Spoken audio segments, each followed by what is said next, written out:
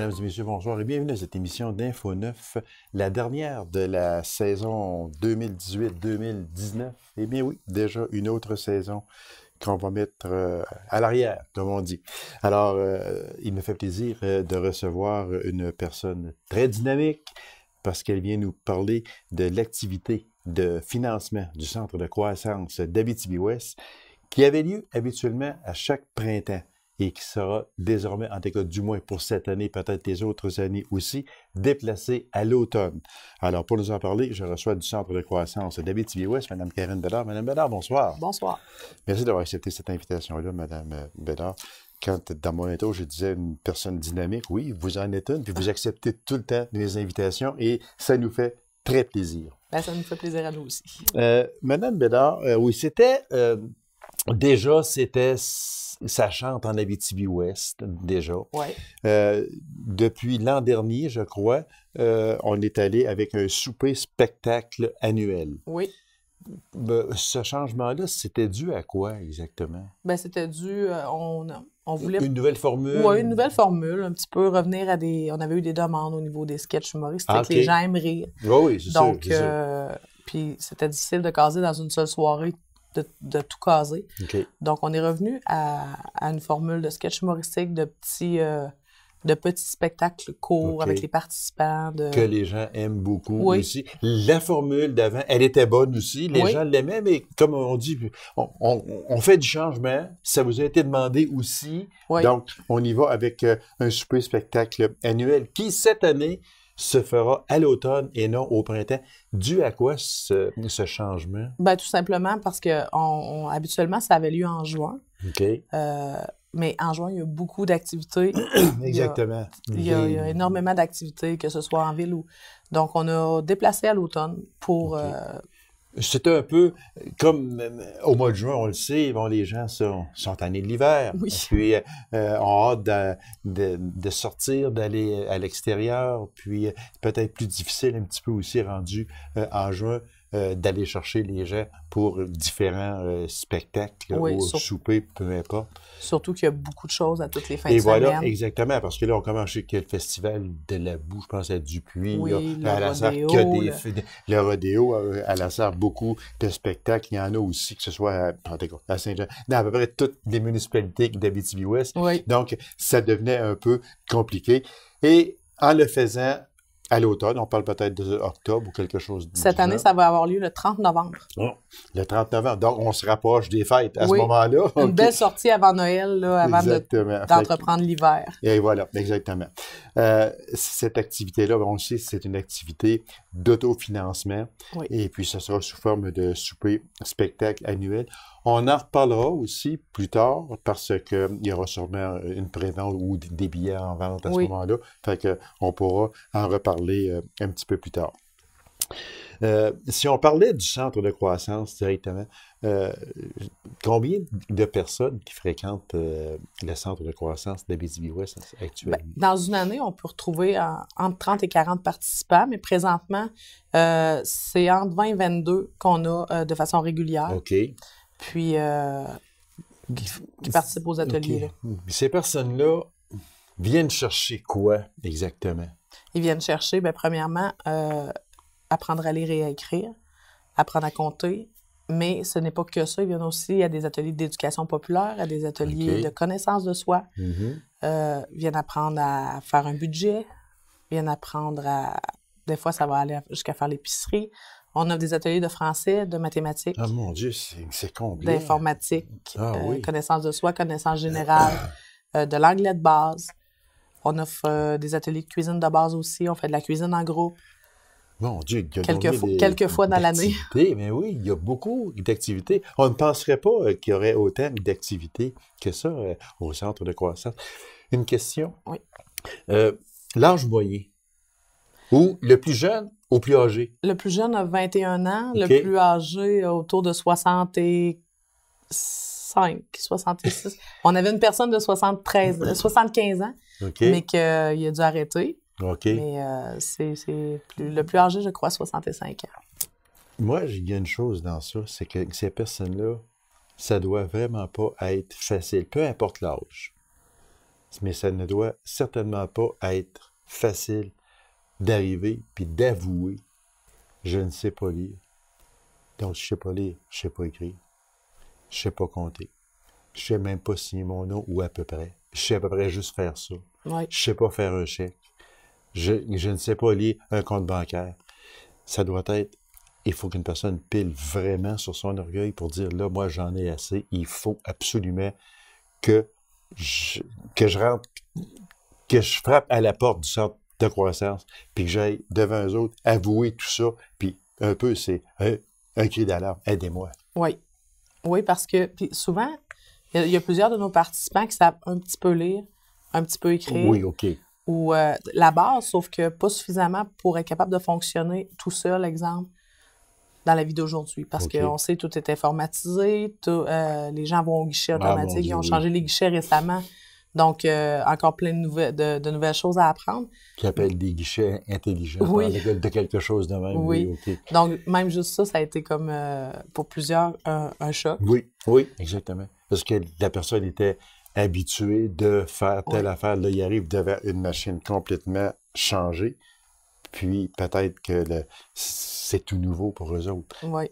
Donc, à ce moment-là, c'est vraiment une fierté pour eux autres quand ils peuvent dire au bout de je ne sais pas combien de temps, mais ils peuvent dire, ben là, hey, je sais au moins écrire mon nom, je sais lire, je sais écrire.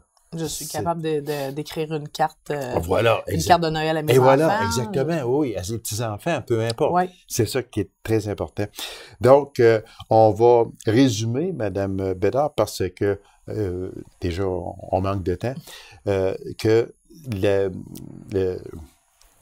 le spectacle bénéfice, spectacle annuel, va se faire au mois de novembre. Oui, le 30 novembre. À la place du mois de juin environ. Oui. OK. À la place du mois de juin, parce que les gens peuvent se dire, hey, il me semble qu'on avait ça avant, puis là, on l'a plus. Oui, mais on va l'avoir quand même. Mais on va l'avoir quand même au mois c'est même le 30 novembre prochain. Alors, Mme Bédard, merci infiniment. Puis, on va se reparler, j'en suis assuré, avant le 30 novembre. Je vous remercie beaucoup. Bien, ça me fait plaisir. Alors, mesdames et messieurs, courte pause, on vous revient immédiatement après. Restez avec nous.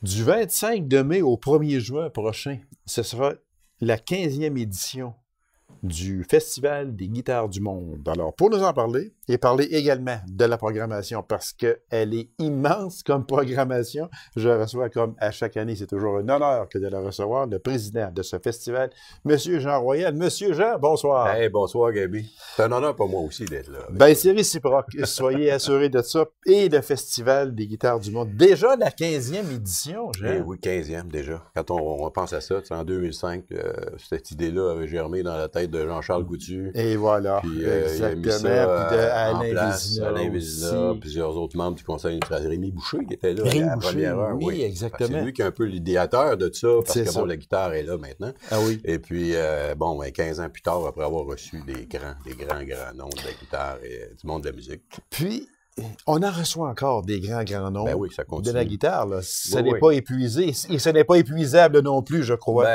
Ben, écoute, les années passent, mais il y en a qui partent, il y en a qui arrivent. Il y en a qui arrivent, exactement. On sait que dans le passé, il y a des gens qui sont venus au festival et qui malheureusement sont décédés. On a pensé à Johnny Winter, Jeff Healey. Mais bon, effectivement, puis souvent, des projets très spéciaux pour la région, mais aussi au Québec. On n'a qu'à penser, cette année, on sait que Richard Desjardins va être là. On est très heureux. Richard Desjardins. Le grand Richard, pour une troisième fois quand même au Festival des guitares du monde. Il était venu la première fois seul.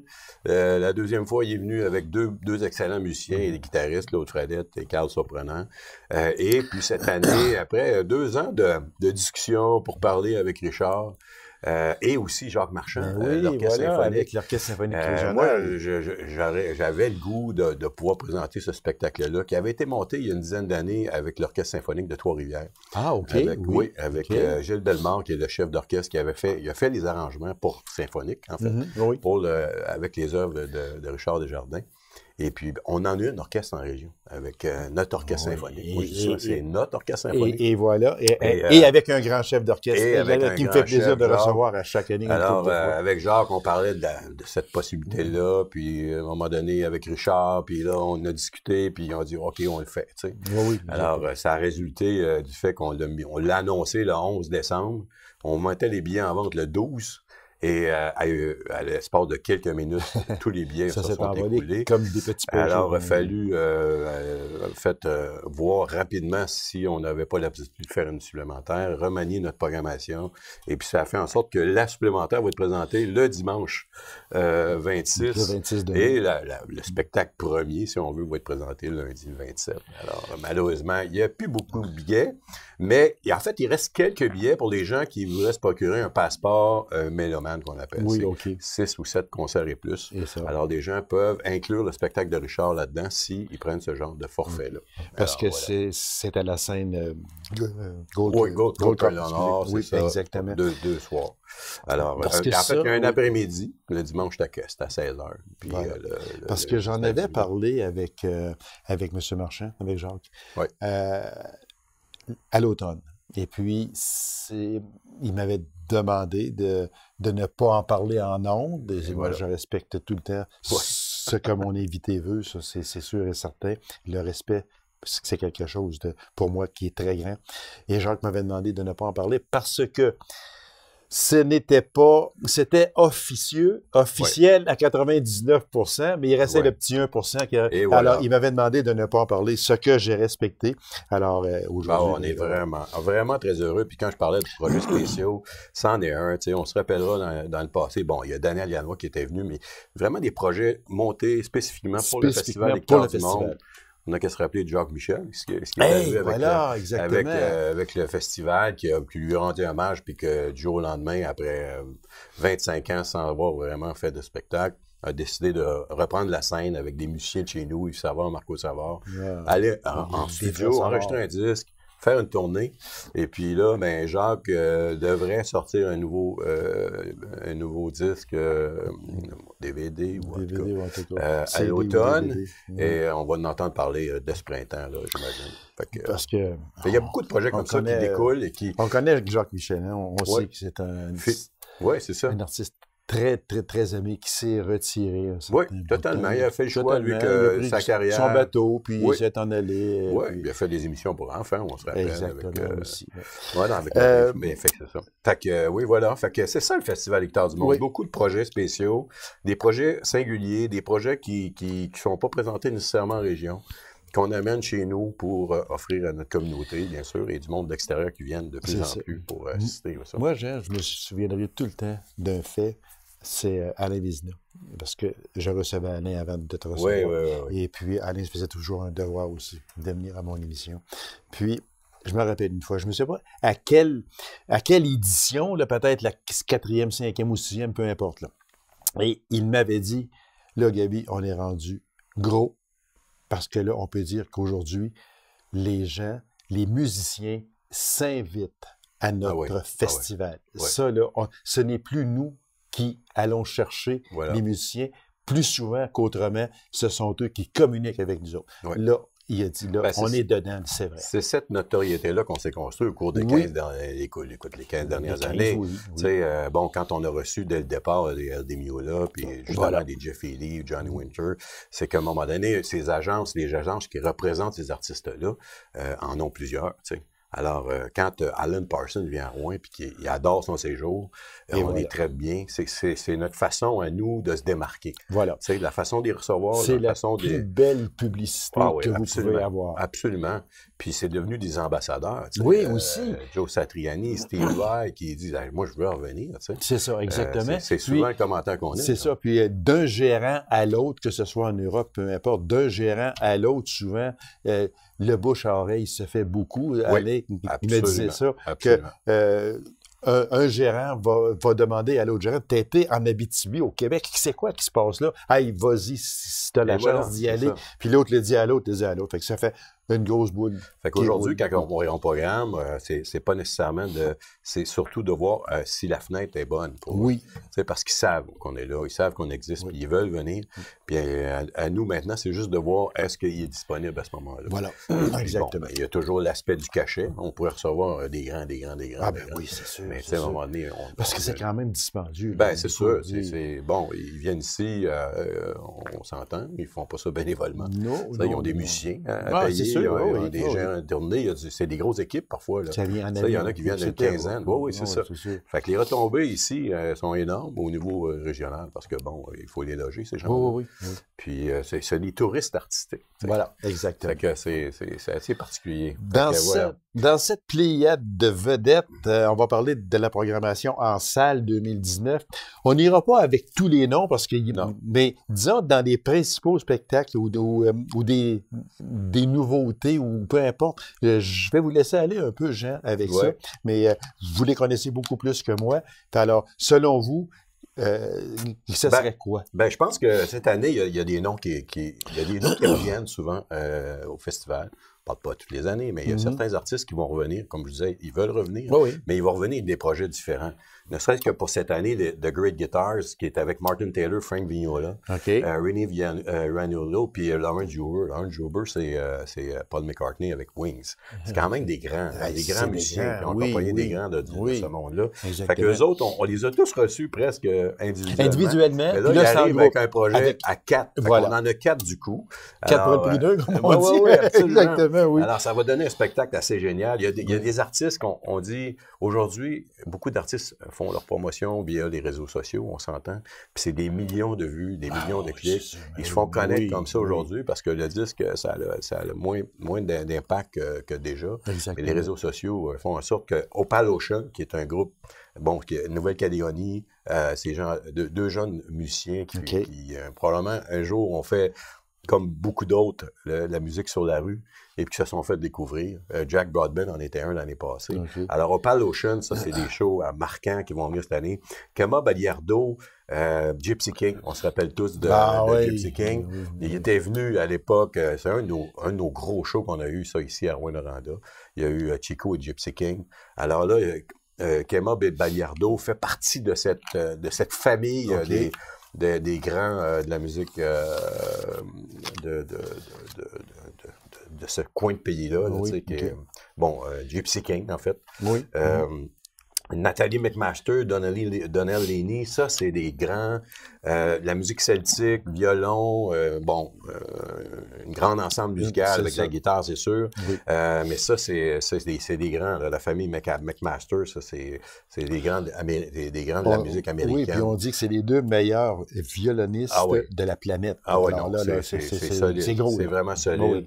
Alors, tu vois, c'est sûr, Rémi Boucher, on a parlé tantôt, Rémi était là de la première heure. Rémi Boucher s'en vient avec un spectacle spécialement monté pour le festival. Pour le festival. Il y a une pièce en particulier qui s'appelle Soleil, qui a été composée à l'époque, au début du festival, qui était un peu notre indicatif musical. Alors, Rémi vient la présenter, mais dans un concept totalement éclaté, c'est-à-dire plein de musiciens à travers le monde.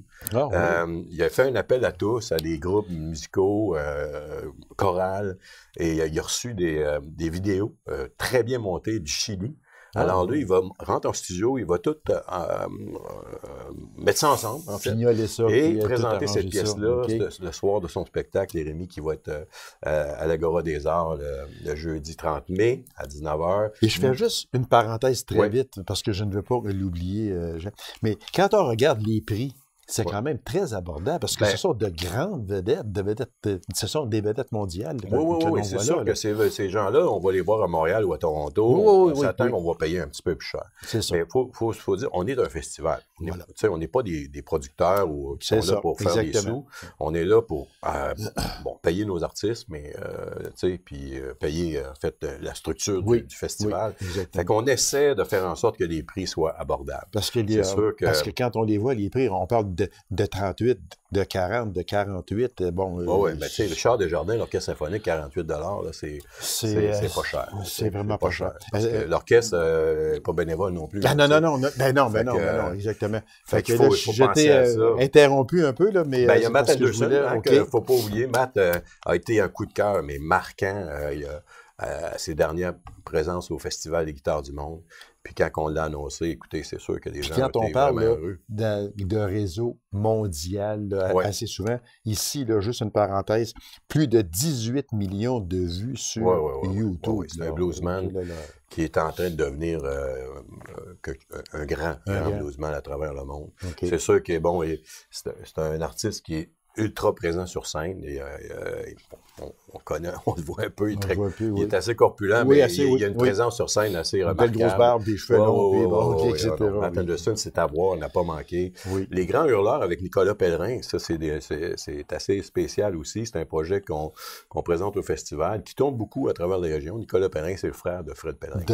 Un excellent violoniste, avec eux autres s'en viennent dans un concept traditionnel, mais contemporain, rock un peu, c'est bars. Bon, Marcus King Band, il y en a, l'International Guitar Night, ça c'est 4 jeunes guitaristes, mais de grands talents qui viennent d'un peu partout à travers le monde. Il y en a. Mais ce qui est important de savoir, Gabi, c'est vraiment fgmat.com. C'est la façon aujourd'hui de se procurer des billets, puis les gens n'ont qu'à aller sur le site. Ils vont voir des extraits audio, ils vont voir des extraits vidéo et entendre des extraits audio. Ils peuvent faire des choix. Justement, puis on en voit beaucoup. Et voilà. Puis écoutez, puis c'est facile. On prend nos billets, puis on les imprime à la maison. Alors, c'est plus l'achat de billets. Aujourd'hui, c'est plus ça. C'est vraiment une billetterie en ligne. C'est ça. On peut faire ça à toute heure du jour. On le répète, c'est fgmat.com. Et voilà. Vous allez là-dessus. Puis, bon, ça, on a parlé des spectacles en salle, mais on sait qu'il y en a énormément. C'est au-dessus de 70 activités. Et voilà, 80. Exactement. Et quand on parle d'extra du festival, ça aussi, il y en a beaucoup. Ben, il y en a énormément. Il y en a un peu partout en région. Oui, ben, déjà, en partant, on sait qu'ici, du côté de Macamic, avec le Café El Cosa, Nancy, on a toujours une collaboration exceptionnelle avec elle.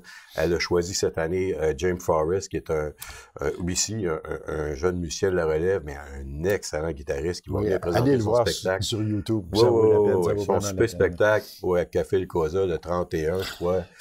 Vendredi soir. C'est un super spectacle, en fait. Oui, c'est un super spectacle. Mais toutes les autres activités, bien sûr, il y en a d'autres qui vont se passer un peu partout en région, mais il y a des choses qui reviennent d'année après année, que ce soit la tournée dans les résidences pour personnes âgées, il y a la tournée des écoles. Ça s'est agrandi, ça, parce qu'au début, c'était uniquement le festival, mais là, on s'est mis à sortir à l'extérieur. Et c'est bien, là, c'est vraiment bien. Ben, on veut que la région, la ville, c'est sûr, la région vibre au son du festival. Pas seulement à Rouyn-Noranda. J'ai rien de la contre Rouyn-Noranda, absolument pas. Mais ce mec-là, en sortant de même, on fait connaître aussi des artistes à l'extérieur de Rouyn-Noranda. Il y a un jeune qui vient de la Sargue, Adam Rousseau, qui va tourner pendant le festival, qui fait partie des extras. Il va se faire à Rouen, il va aller à Val-d'Or. Je pense qu'il va faire de quoi à la Sarre aussi.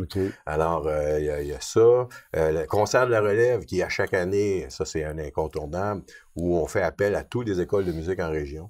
C'est un concert, c'est le concert qui rouvre un peu le festival. Alors, c'est une quinzaine de jeunes qui viennent vivre une expérience de scène avec nous autres. On a un atelier Merlin et ses invités. Cette année, c'est Sébastien Greffard qui vient avec au-delà de 9 ou 10 instruments à cordes. Tu sais, qu'on parle du ukulélé, la mandoline, le merlin, la guitare, tout ce qui est à cordes. En tout cas, il y a 9 instruments qui vont être présentés. Puis le but, c'est de faire connaître ces instruments-là aux gens. C'est ça. De pouvoir y toucher après. Il y aura un groupe de l'école de l'école de Jacques Tessier au ukulélé qui seront là. C'est des gens de notre âge, en fait, qui apprennent à jouer du ukulélé. Alors, il y en a énormément, mais tout ça est disponible, bien sûr, par le média de les produits de diffusion, que ce soit le programme ou encore, bien sûr, fgmat.com. Voilà, exactement. Fait que, allez voir, parce que ça vaut vraiment, vraiment la peine. Si vous ne connaissez pas un artiste, vous voulez savoir c'est quoi, allez, sur YouTube. Vous allez aller sur il y a plein de choix. Je pense qu'il y en a programme pour toutes les directement du festival, puis vous allez voir exactement c'est qui, vous allez voir sa voix, vous allez en découvrir. Vous allez voir tout ça. Et voilà.